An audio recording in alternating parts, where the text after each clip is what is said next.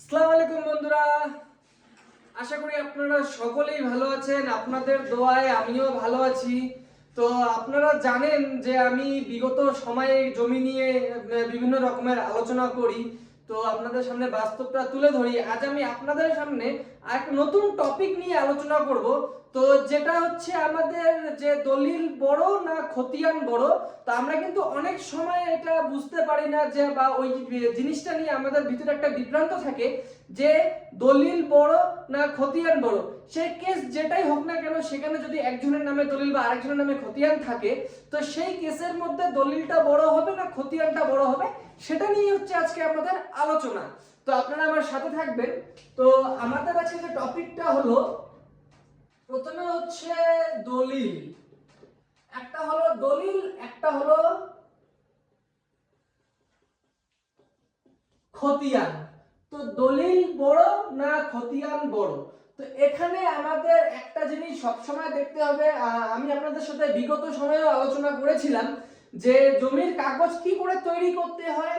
ধরে নেন সেখানেই আমার এখানকার কিছু একটা অংশ লুকানো আছে, যে জমির কাগজটা কি করে যদি আমি সঠিক করে করি, তাহলে সেটা যদি আমি দলিল দিয়ে খতিয়ান করি তাহলে খতিয়ান বড়, অথবা সেইভাবে যদি আমি দলিল করি তাহলে দলিলটাই বড়। তো এখানে আমার একটা জিনিস দেখতে হবে। ধরে নেন আমি আপনাদের সাপোজ বলছি যে একটা দলিল আছে, এই দলিলটাতে হচ্ছে একটা এর ডিড নাম্বার হচ্ছে 302 নাম্বার হচ্ছে ডিড। আপনারা বুঝবেন, আপনাদের বুঝার জন্যই আমি আপনাদের একটু লিখে বুঝাই যাতে আপনাদের বুঝতে সুবিধা হয়।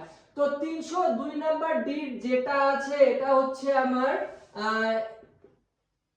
এলআরএ ডিড, এবং আমার এই এলআর ডিডের এলআর প্লট হলো ধরে নেন 12। তো এবার একটা জিনিস দেখতে হবে যে আমার এলআর ডিড হচ্ছে 302, আমার এলআর প্লট হচ্ছে 12, PLOT প্লট। তো এখানে কিন্তু যদি আমার এই দলিলটা, আমি আপনাদের সাথে আগে একটা আরএস এলআর নিয়ে আলোচনা করেছিলাম, তো ওই সেই বিষয়টা একটু দেখার থাকে।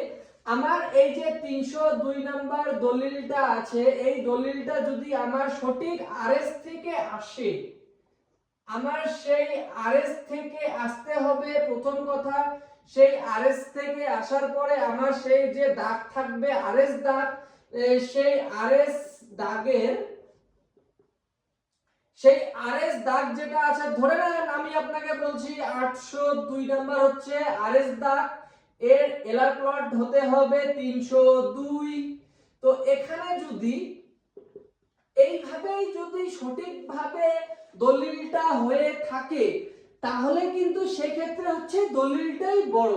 এবার খতিয়ানের বিষয় যেটা, এবার খতিয়ানটা আপনারা ধরে নেন, খতিয়ানটা আপনার যে প্লটটা আছে, একটা আমি আরএস প্লটের, যেমন আরএস প্লট হচ্ছে 301 নাম্বার হচ্ছে আমার আরএস প্লট, এখানে আমার এলআর প্লট হচ্ছে 201। তো সেক্ষেত্রে হয় কি, এখানে যদি আমি যে প্লটটার উপর খতিয়ানটা করেছি, অথবা যে ধরে নেন আমার এই আরএস দাগের উপর আমি কিন্তু যে 12 নম্বর প্লটটা আছে, এই 12 নম্বর প্লটটাই আমি খতিয়ানটা করেছি। তো একটা জিনিস দেখেন, এখানে কিন্তু আমার 302 নাম্বার ডিড, যার আরএস দাগ হচ্ছে 802, যার এলআর দাগ হচ্ছে 12, যার এলআর দাগ হচ্ছে 12। কিন্তু যদি খতিয়ানটার ক্ষেত্রে এবার দেখা গেল খতিয়ানটা হচ্ছে আপনার এলআর এ যে 12 নম্বর প্লটটা আছে, যে 12 নম্বর প্লট আছে, এই প্লটটা ইনি যে খতিয়ানটা করেছেন, উনি যদি ওনার ডিড নাম্বার ধরে নেন, ওনার ডিড নাম্বার হচ্ছে 201। এবার এই 201 দলিল দিয়ে উনি যদি 301 আরএস একটা দাগ থেকে যদি উনি এই 12 নম্বর খতিয়ানটা করে থাকেন, তাহলে কিন্তু সেই ক্ষেত্রে আমার যে খতিয়ানের যে চেনটা আছে, সেই খতিয়ানটা কিন্তু আমার ভুল হবে। আর যদি আমি যে দলিল বড় না খতিয়ান বড়, সেই ক্ষেত্রে বলছি। কিন্তু এবার আমার সেখানে যদি দাগের ভুল থাকে, সেই দলিলে আমার 201 নাম্বার হচ্ছে আমার ডিড নাম্বার, যার আরএস দাগ হলো 301, যার এলআর প্লট হচ্ছে 12। কিন্তু আমাকে দেখতে হবে যে আমার এই চেনটা ঠিক আছে কি না। যদি আমার এই চেনটা পজিশনটা ঠিক থাকে তাহলে হচ্ছে খতিয়ান বড়, আর সেখানে যদি আমার যে দলিলটা আছে দলিলে যদি আমার চেনটা ঠিক থাকে তাহলে হচ্ছে দলিল বড়।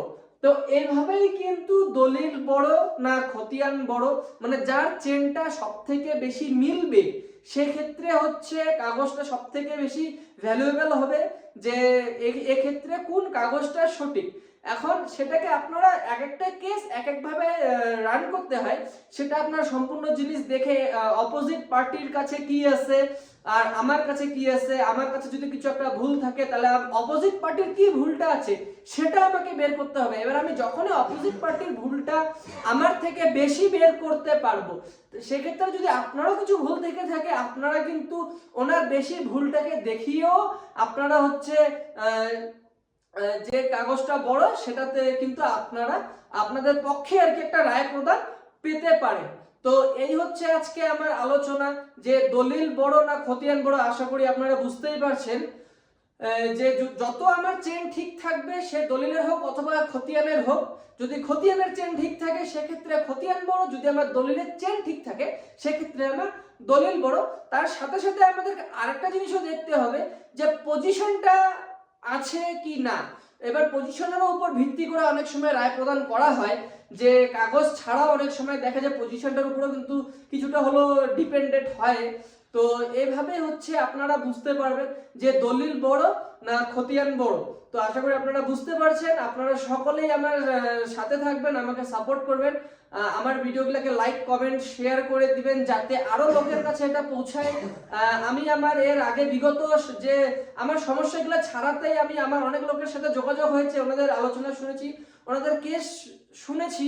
এবার ওখানে যে ভুলগুলা হয়েছে সেগুলো আমার অনেকটাই প্রায় জানা আছে যে এইভাবে ভুলগুলা হয়ে থাকে। তো আপনারা আমার পাশে থাকবেন। ধন্যবাদ। আল্লাহ হাফেজ।